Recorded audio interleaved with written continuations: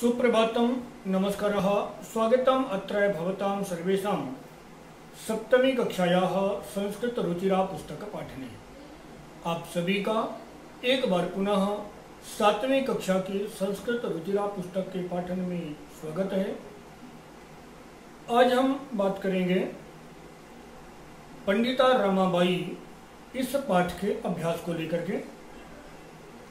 बिना समय गंवाए सीधा चलते हैं स्क्रीन के माध्यम से अभ्यास की तरफ। अभ्यासः एक पदेन उत्तरतु। पंडिता सरस्वती इति उपाधिभ्यां का विभूषिता। उत्तर है रमाबाई। ख दूसरा नंबर ख। रमा कुतः संस्कृत शिक्षां प्राप्तवती। तो स्वमातुः। पुनः रमा केन सह विवाहम् अकरोत्। विपिन बिहारी दासेन। क्योंकि उत्तर एक पद में है इसलिए एक पद में ही उत्तर देना है। मैंने हर बार बताया कि जिस विभक्ति का प्रश्न होता है उसी विभक्ति का उत्तर होता है। पुनः कासां शिक्षायै रमाबाई स्वकीयं जीवनम् अर्पितवती। तो स्त्रीणां। पुनः रमाबाई उच्च शिक्षार्थं कुत्र अगच्छत्। उत्तर है इंग्लैंड देशम। पुनः रेखांकित पदानि आधृत्य प्रश्न निर्माणं कुरुत। रमायाः पिता समाजस्य प्रतारणाम् असहत्। रमायाः षष्ठी विभक्ति है इसलिए प्रश्न भी षष्ठी विभक्ति का होगा, यानी कस्याः। कस्याः पिता समाजस्य प्रतारणाम् असहत्। पुनः पत्युः मरणानन्तरं रमाबाई महाराष्ट्रं प्रत्यागच्छत्। पत्युः के स्थान पर हो जाएगा कस्य। पुनः रमाबाई मुंबई नगरे शारदा सदनम् अस्थापयत्। जब उत्तर सप्तमी विभक्ति में हो और स्थान हो तो प्रश्न होता है कुत्र। अतः कुत्र यहाँ पर भी हो जाएगा। रमाबाई कुत्र शारदा सदनम अस्थापयत, ऐसा बनेगा। 1922 तमे ख्रीष्टाब्दे रमा महोदयायाः निधनम् अभवत्। रमा महोदयायाः षष्ठी विभक्ति है इसलिए कस्याः। पुनः स्त्रियः शिक्षां लभन्ते स्म। स्त्री का बहुवचन स्त्रियः, अतः प्रथमा विभक्ति बहुवचन यानी काः। तो काः शिक्षां लभन्ते स्म। पुनः तीसरा अभ्यास कहता है रमाबाई किमर्थम आंदोलनम प्रारब्धवती। इसका उत्तर आपको स्क्रीन में नहीं दिखेगा, आपको सुन करके और फिर पुस्तक के पाठ को खोल के रखना है, एक बार पढ़ना है, इसके बाद सुन करके वहाँ से और कॉपी में लिखना है। तो रमाबाई किमर्थम आंदोलनम प्रारब्धवती, तो उत्तर है रमाबाई स्त्रीणां वेदशास्त्रादीनां शिक्षायै आंदोलनम प्रारब्धवती। दूसरा प्रश्न, निस्सहायाः स्त्रियः आश्रमे किं किं लभन्ते स्म। निस्सहाय स्त्रियां क्या क्या प्राप्त करती थी। तो निस्सहाय स्त्रियः आश्रमे टंकण, पुनः मुद्रण काष्ठकलादीनां च प्रशिक्षणं लभन्ते स्म। आगे कहता है कस्मिन् विषये रमा महोदयायाः योगदानम् अस्ति। तो नारी शिक्षा विषये रमा महोदयायाः योगदानम् अस्ति।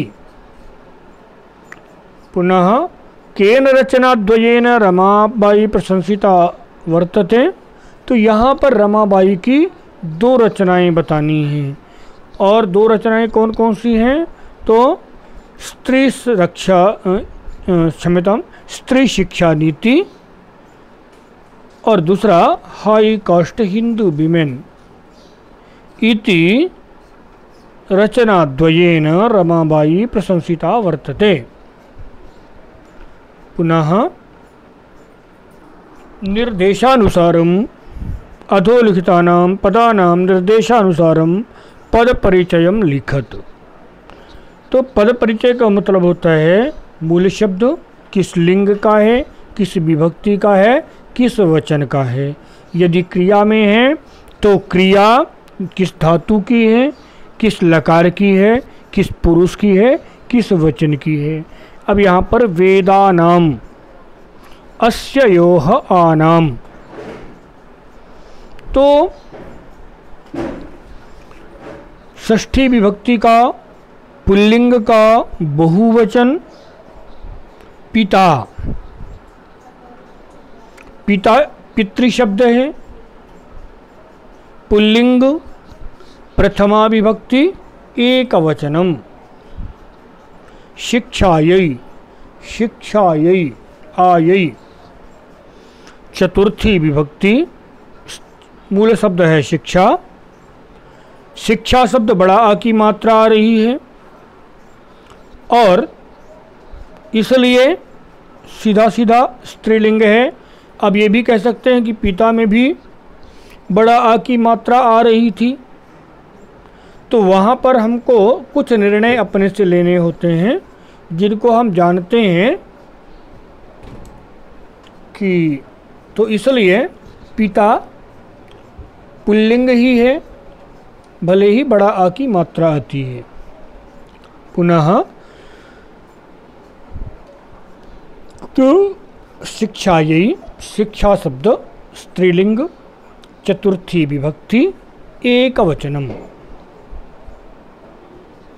कन्याः कन्याः आ ए आह कन्या कन्ये कन्याः। कन्या शब्द है स्त्रीलिंग है प्रथमा विभक्ति का बहुवचन। पुनः नारीणाम नारी मूल शब्द है। इसके बाद स्त्रीलिंग है नारी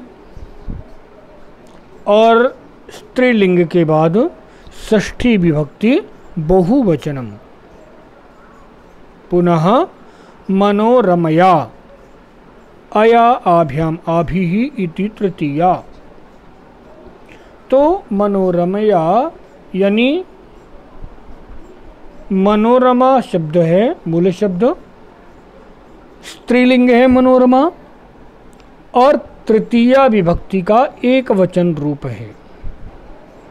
पुनः पांचवा अभ्यास अधोलिखितानां धातूनां लकारं पुरुषं वचनं च लिखतु।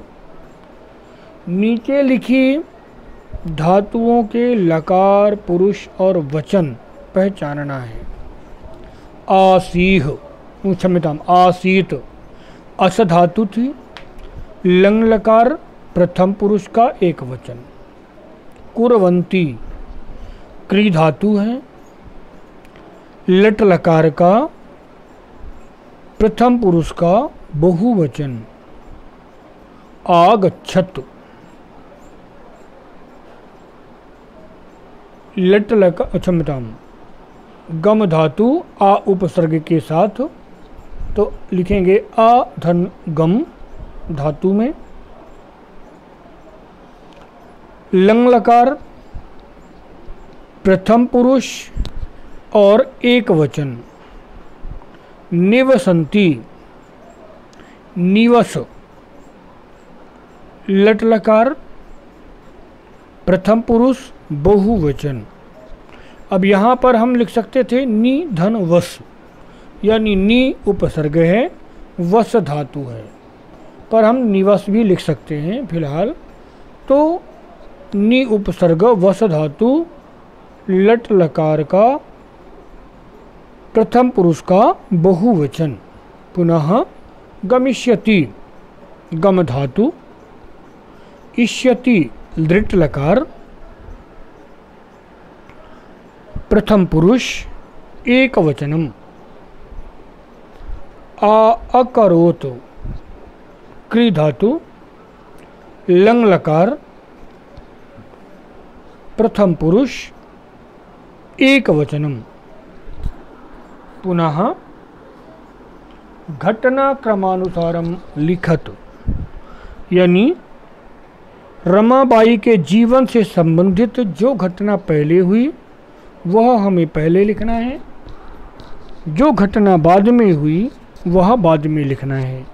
इसको स्वयं करना है क्योंकि आपने पाठ पढ़ा है, और पाठ पढ़ने के बाद इन घटनाओं को हम थोड़ा सा अर्थ का अनुमान करेंगे, अर्थ लगाएंगे, और अर्थ समझने के बाद हम उसको क्रम से करेंगे। इसलिए आपको अर्थ पाठ का बताया जा चुका है, एक बार प्रयास करना है। पुनः आगे। तो आज के लिए इतना ही, आगे कक्षा में मिलेंगे अगले वीडियो के साथ, अगले पाठ में। तब तक के लिए वदतु संस्कृतम, जयतु भारतम।